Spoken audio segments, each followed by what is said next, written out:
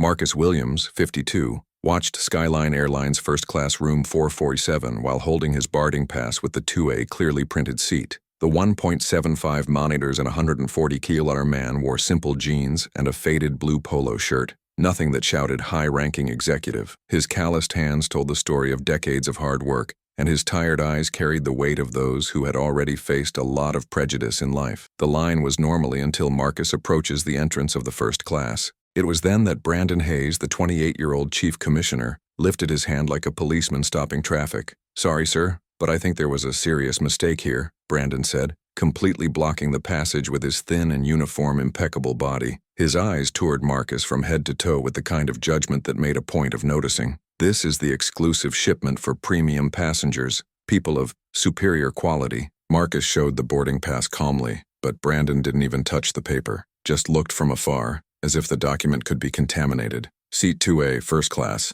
said Marcus, his low but firm voice, without a shred of aggressiveness. Brandon laughed openly, loud enough for the entire first class to hear. "Sir, clearly this ticket is not yours. This is obvious to anyone with eyes." He turned to Jennifer, a nearby young commission, and murmured in theatrical tone, "These scammers are getting bolder and bolder. Now they falsify even premium passages." Returning to Marcus with a cruel smile, "Our first-class passengers have a very specific profile, strict standards that have been respected for decades. I'm sure you understand." Public humiliation was just beginning. A woman with platinum blonde hair sitting on the 1C seat sighed dramatically as she adjusted her $8,000 Louis Vuitton bag. "My God in heaven, what kind of security is this?" she said, her shrill voice cutting the air. "Can you literally try to enter here now? I pay a fortune just to have privacy and quality." Her husband, a man of Armani suit who did not take his eyes off the Rolex Submariner on his wrist, shook his head with a visible disgust. "That's exactly why I always travel in the private jet, Karen.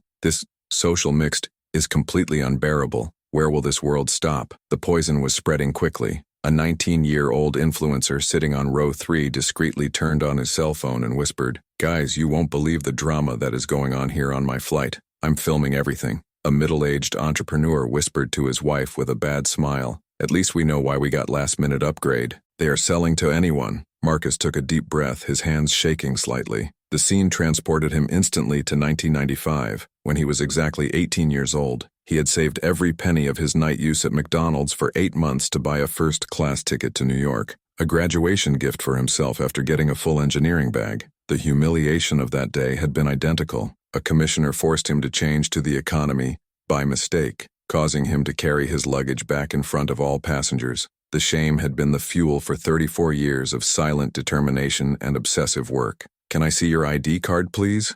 Brandon insisted, crossing his arms with exaggerated authority. "I need to confirm if the name corresponds exactly to the ticket. It is a strict protocol when there is suspicious substantiated." "Are you asking for my identity because I'm fat?" Marcus asked directly, his voice cutting the air like a sharp blade. The question echoed through the entire corridor, making conversations abruptly stop and dozens of heads turning around. The silence spread through the cabin like heavy waves. Brandon blushed slightly, but decided to double the bet. "I'm following rigorous international security protocol, sir. Counterfeit tickets are an extremely serious problem in modern aviation." He turned to the first-class passengers with an accomplice smile. "I'm absolutely sure that all gentlemen here value our total dedication to safety and exclusivity." Several passengers cheered vigorously, clearly relieved for having a brave guardian protecting their sacred space from inadequate intruders. A 65-year-old lady, perfectly tidy gray hair, raised her voice. "Young, you're doing an exemplary job. It's exactly this dedication we expect."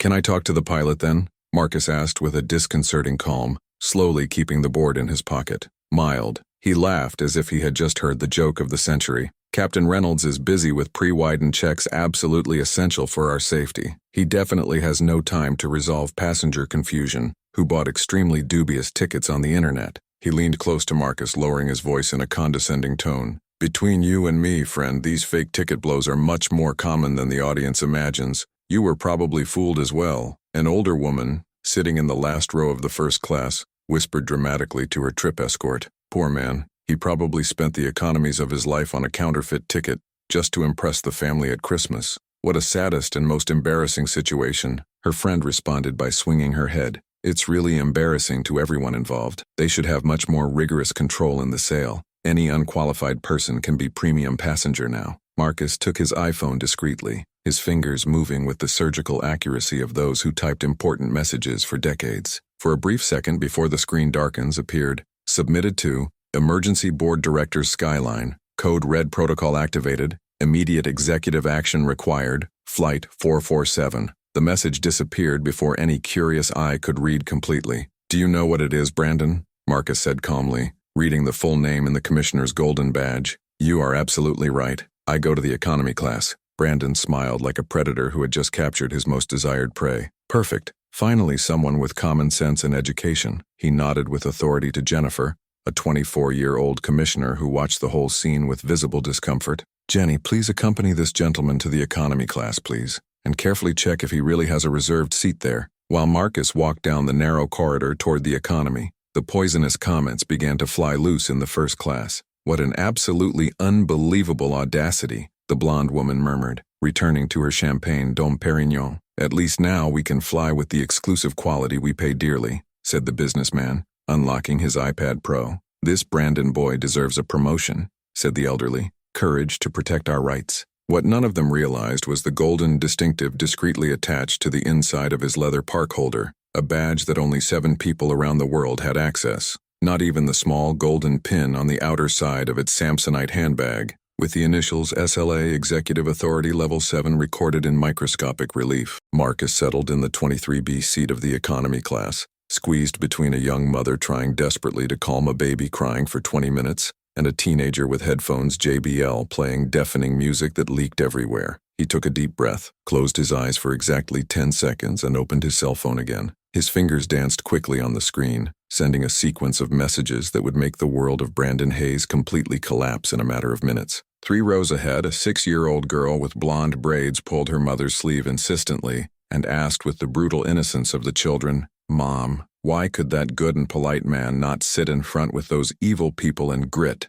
The visibly embarrassed mother whispered quickly, "Shh, my love. Sometimes the world is not fair to good and hardworking people." In the first class, Brandon celebrated his epic victory with his colleagues, distributing smiles and receiving compliments from the satisfied passengers. He had no idea that in exactly 6 minutes and 30 seconds, his 15-year career in commercial aviation would not only be abruptly, but would become the most legendary and viral humiliation in the history of Skyline Airlines. If you are curious to find out how this story ends, don't forget to subscribe to the channel. You won't believe the devastating turnaround. The plane was preparing to take off when Brandon decided that a public humiliation was not enough. He walked the first class as a peacock showing off his feathers, strategically stopping near the most expensive seats. "Guys, I want to apologize for the embarrassing incident a few minutes ago," Brandon announced aloud, ensuring that his voice would reach the economy class. Unfortunately, nowadays anyone thinks they can buy counterfeit tickets online and try to infiltrate quality people.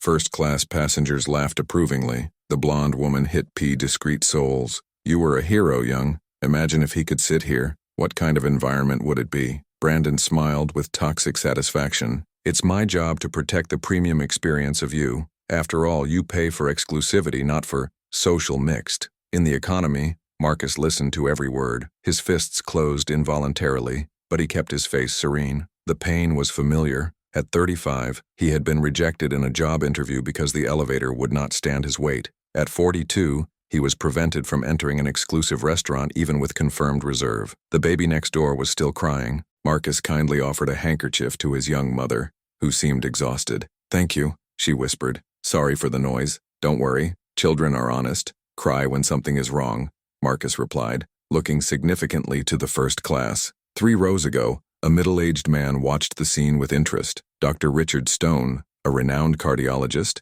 had witnessed all the humiliation at the boarding gate. Something in Marcus's calm behavior intrigued him deeply. Meanwhile, Brandon remained his ego tour of the first class. "Did you know that he even asked to talk to the pilot?" He laughed loudly, as if Captain Reynolds would waste time with someone like that. The Armani suit entrepreneur raised the champagne in a gift mock-up. "Bravo, boy. It's exactly this kind of courage that is missing today." Brandon felt invincible. In 15 years of career, I had never received so many compliments on a single flight. Decided to double the bet. "Do you know what impresses me most?" Brandon continued, his voice laden with poison. "Audacity. Imagine spending probably every economy's on a fake ticket just to pretend it's someone in life." In the economy, Marcus took the cell phone again. This time, she typed a longer message. On the screen quickly appeared. Confirmed situation. Authorized disciplinary actions. Proceed with full executive protocols. Dr. Stone, 2 rows ago, managed to get part of Marcus's screen. His eyebrows rose. That was not the screen of an ordinary man. "Dad, why is that beautiful boy sad?" asked an 8-year-old girl, pointing discreetly to Marcus. His father, a Skyline planes mechanic who traveled with his family back, noted Marcus carefully. "Sometimes, daughter, good people go through difficult times." The mechanic, Jake Torres, recognized something familiar on Marcus's face. For 20 years working to maintain Skyline, he was sure that he had seen that man before. But where? Brandon, drunk by the compliments, decided to make a last performance. He took the microphone from the plane. "Ladies and gentlemen, here is Brandon Hayes, his chief commissioner. I want to inform you that we guarantee the maximum safety and exclusivity for all our premium passengers today." In the first class, applause echoed. In the economic silent embarrassment, Marcus closed his eyes and took a deep breath. For a moment he was 25 years again, being expelled from a 5-star hotel even though he paid in advance, just because they didn't have the proper guest profile. The humiliation burned like acid, but this time it would be different.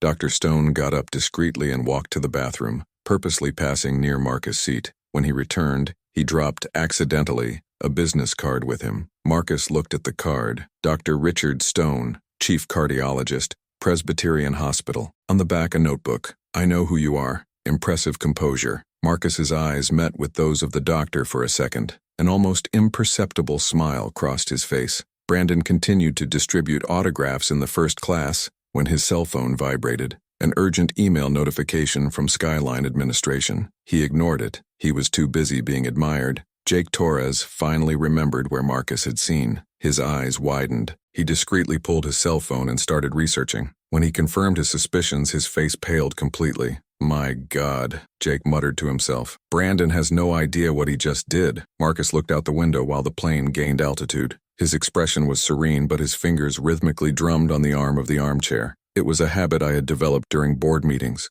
always before making decisions that would change destinations forever. What no one in the first class knew was that in exactly 4 minutes, Brandon's career would not only be destroyed, it would be so epically obliterated that it would become legend in commercial aviation. While Brandon distributed smiles to the first class, Marcus silently typed in the economy. "Your messages were not desperate or reclamation. They were accurate executive orders that crossed the country at the speed of light. Implement Protocol Delta 7, Direct Authorization CEO. Suspend credentials employee ID, BH4471. Complete investigation disciplinary history. Run immediately." Dr. Stone observed Marcus discreetly. In 30 years as a cardiologist, he had learned to read people under pressure, controlled breathing, calculated movements, upright even in humiliating situation. That was not victim behavior. It was behavior of those who controlled the situation. Jake Torres could no longer be quiet. He had recognized Marcus of the photos in Skyline executive corridors during maintenance in the administrative building. Discreetly, he got up and walked to Marcus's row. "Excuse me," Jake whispered, pretending to adjust the ventilation above. "Mr. Williams?" Marcus looked up, his eyes finding Jake's. A silent recognition passed between them. "Jake Torres, Skyline's aircraft maintenance 20 years ago." Jake muttered softly. "Can I help something, Lord?" Marcus smiled almost imperceptibly. "Just watch, Jake, and if anyone asks later, you were just doing your job." Jake swallowed dry. His suspicions were confirmed. He returned to his seat with his heart fired, knowing he was about to witness something historical. In the command booth, Captain Reynolds' satellite phone rang. It was a direct connection from Skyline headquarters, something that only happened in extreme emergencies. "Captain Reynolds, here is Sarah Chen, VP of Operations." The voice was tense. "We need to talk about a specific passenger on your flight." "We're on a cruise route, Sarah. What kind of problem?" "The passenger Marcus Williams, seat 23B. He needs to be immediately relocated to the first class with all possible honors." The captain frowned. "Seat 23B? Isn't he in the first class?" A heavy silence on the other end of the line. "Captain, you are carrying Skyline Airlines CEO, and apparently he was relocated to the economy for his team." The blood of Captain Reynolds frozen. In 25 years flying, he had never faced such an explosive situation. Meanwhile, Brandon continued his performance in the first class, completely oblivious to the approaching tsunami. "Do you know that this kind of situation happens more than you think?" Brandon chatter. "People trying to get through something they are not. Fortunately, I have an eye trained to identify who really belongs to the first class. The blonde woman laughed. Delicious. You should give courses. How to identify social invaders. Dr. Stone couldn't stand it anymore. He got up and walked determinedly to the first class. It was time to intervene. Excuse me, Dr. Stone said, his voice carrying the authority of decades in medicine. Can I interrupt this celebration? Brandon turned with irritation. Sir, if it's about the previous incident, I can guarantee that the situation was resolved professionally. In fact, Dr. Stone answered calmly, it's about human decency, something that seems to be missing here. The Armani suit entrepreneur snorted. Doctor, the boy was just protecting our rights as premium passengers. Dr. Stone smiled coldly. What kind of law includes humiliating a human being in public? He looked straight at Brandon. Young, do you have an idea of who just humiliated? Brandon laughed. A penetration that bought fake ticket online. Very simple. Interesting, Dr. Stone murmured. Because I just research him. Maybe you should do the same. In the economy, Marcus received a message of confirmation. Activated protocols. Disciplinary team in standby, waiting for their final orders. He typed back, wait for my sign. Document everything. Justice, not revenge. The baby next door had stopped crying. The young mother smiled at Marcus. Thank you for being so kind. It's not everyone that, what does people treat with basic respect? Marcus added. It should be normal. She nodded sadly. My husband is in the first class, works for an aviation company. Sometimes I embarrass my comments he makes about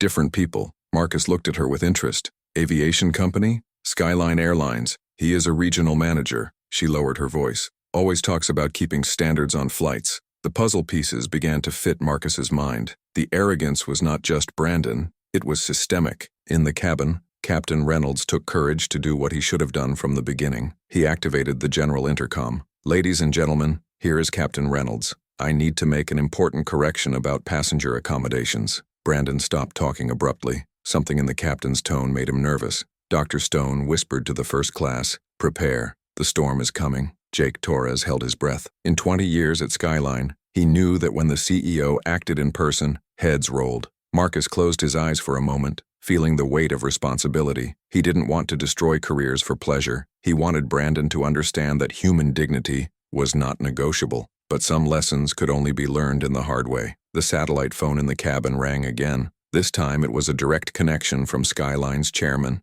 Captain, we have just received active discrimination reports against the CEO. We need immediate action. Brandon kept talking, without realizing that his world was collapsing in real time. What he didn't know was that in exactly 90 seconds, his professional life would be redefined forever, and that Marcus Williams was about to give a leading class that would be told on Skyline for decades. Marcus Williams slowly got up from the economy. There was no hurry in their movements. Each gesture was calculated with the accuracy of those who commanded a 50,000-employee company. He walked down the narrow corridor as passengers watched him curious. Excuse me, Marcus said calmly, through the curtain that separated the classes. Brandon, who still distributed smiles in the first class, turned angry. Sir, what are you doing here? We've talked about it. We really talked, Marcus replied, his voice cutting the air like a blade. Now I'm going to talk to Captain Reynolds. Brandon blocked the passage, more nervous this time. I said he's busy. Go back to your seat or I'll call security. It was then that the cabin door opened.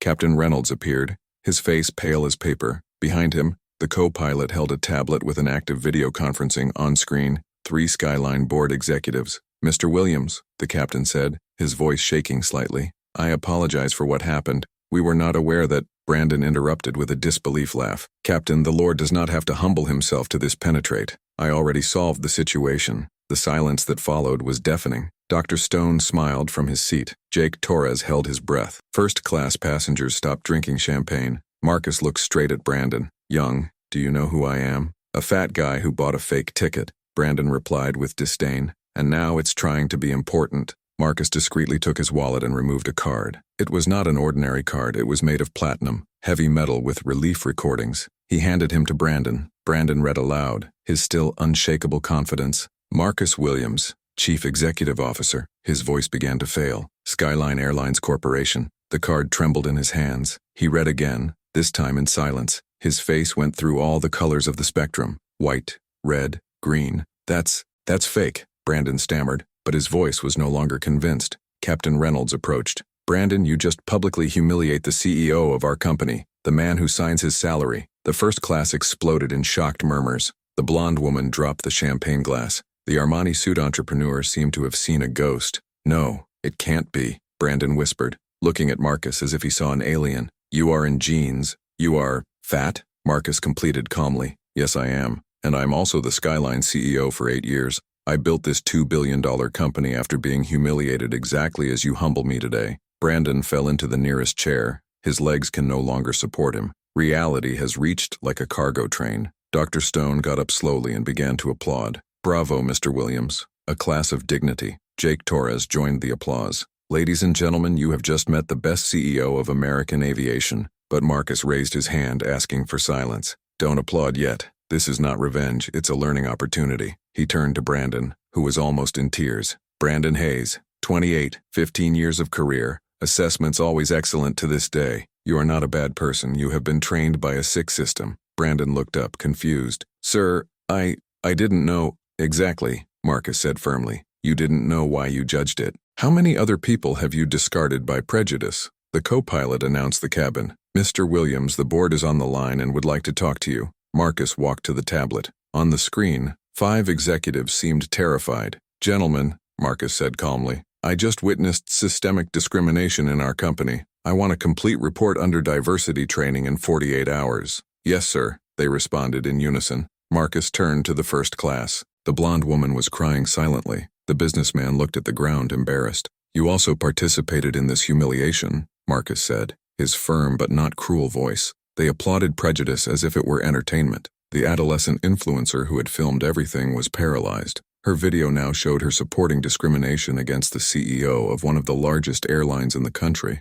Marcus turned his attention to Brandon. "You have a choice now. You can learn from it and become better, or you can continue to be part of the problem." Brandon was sobbing. "Lord, I lost my job?" Marcus thought for a long moment. "No, you'll spend a month working on customer service at the airport. You'll learn to treat all people with dignity. If you can, go back to flights." The generosity made everyone shocked. Jake Torres muttered, "That's why he's the best CEO in the country." Marcus looked through the plane window, then turned to all passengers. "Today you have seen that prejudice has no place in 2025, what human dignity is not negotiable, and that the true class is not in the money you have, but in the respect you demonstrate for others." Brandon got up shakily and reached out to Marcus. "Sir, can I apologize?" Marcus squeezed his hand firmly. "I accept your excuses, Brandon. Now learn from it." Dr. Stone watched with admiration. In 30 years of medicine, he had rarely seen leadership as powerful as that. The first class was in total silence. The lesson had been given,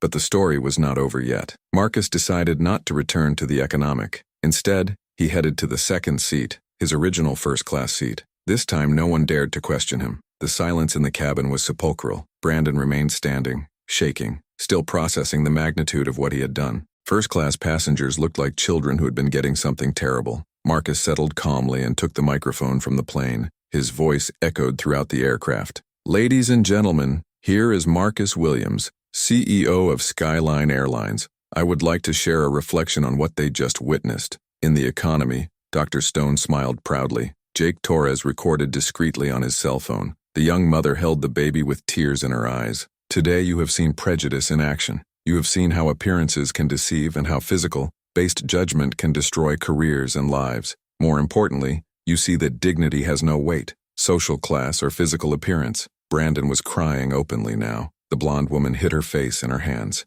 The Armani suit entrepreneur looked out the window, embarrassed. "Brandon Hayes will not be fired today," Marcus continued, "because I believe in second chances and human growth. He will learn that being a commissioner-chief means leading with an example, not prejudice." Brandon looked at Marcus, grateful and despair mixed. "Sir, I swear I'll be better. I will dedicate my life to compensate for it." Marcus nodded. "I believe in you, Brandon. Skyline will implement a new training program on diversity and inclusion. You will be the first to participate." The adolescent influencer, who had filmed everything, was in a panic. Her video showed her supporting discrimination against a CEO. She discreetly deleted the recordings, realizing that she had almost ruined her own career. As for the passengers who participated in humiliation, Marcus said, looking directly at the first class, "I hope you use this experience to reflect on their own prejudices." The blonde woman raised herself, trembling. "Mr. Williams, I'm sorry. I had no right to judge. Can I do something to make up?" Marcus smiled kindly.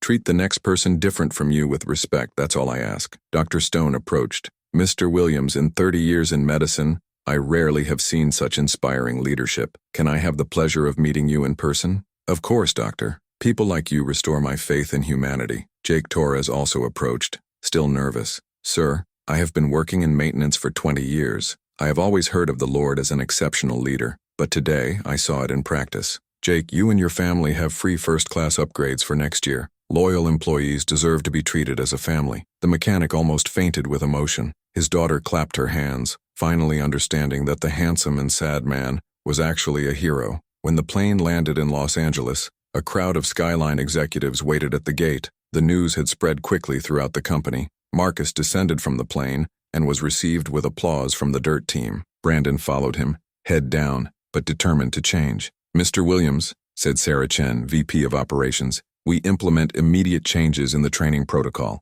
This will never happen again. Great, Sarah. But remember, real change comes from the heart, not just policy. 3 months later, Brandon Hayes was unrecognizable. After completing the intensive diversity program, he became Skyline's most respected chief commissioner. Its transformation story inspired hundreds of employees. The company implemented the Marcus Williams Protocol, a system where any employee showing prejudice would be immediately suspended for mandatory training. Dr. Stone has become a medical consultant at Skyline, helping to create more inclusive policies for special needs passengers. Jake Torres was promoted to maintenance supervisor, and his daughter wrote a school newsroom about how good people can be deemed wrong. The first-class blonde woman, who was called Amanda, began working as a volunteer in organizations to combat bullying. She never forgot the lesson she learned at 35,000 feet in altitude. Marcus, in turn, continued to fly in the economy class from time to time, not out of necessity, but to ensure that their employees treated all passengers with dignity. History spread through social networks as fire. Dignity Novo became viral, inspiring millions of people around the world to rethink their own prejudices. Brandon, now 29 years old and much wiser, wrote on his Instagram, I learned that the true first class is where we all deal with first class of respect. Marcus's lesson echoed far beyond that flight. Prejudice can fly high, but dignity always landed first. Final morality. The best revenge is not to destroy who hurts us, but to show that our dignity is unbreakable. Because in the end, no matter what the seat we occupy on the plane of life, what matters is how we treat who is by our side on the journey. If this story touched your heart and made you reflect on how we treat people, subscribe to the channel, because stories like this need to be told so that the world becomes a more worthy place for everyone.